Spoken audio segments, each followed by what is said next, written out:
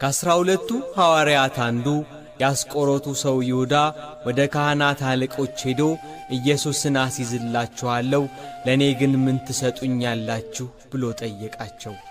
ደስ ብሏቸው 30 ብር ሊሰጡት ተዋዋሉ። ይሁዳ ከዚያን ጊዜ ጀምሮ የሚያስይዝበትን ምቹ ጊዜ ይፈልግ ነበር። ጌታችን ኢየሱስ ክርስቶስ ከአልዓዛር ቤት ወጥቶ እንዳስለመደ ሊጸልይ ወደ ደብረ ዘይት ሄደ።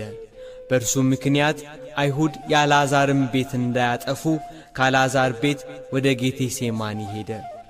ደቀ መዛሙርቱም ደግሞ ተከተሉት። ከኢየሩሳሌም በቄድሮን ወንዝ ማዶ በደብረ ዘይት ግርጌ ያለ የአትክልት ስፍራ ነው ጌቴሴማኒ።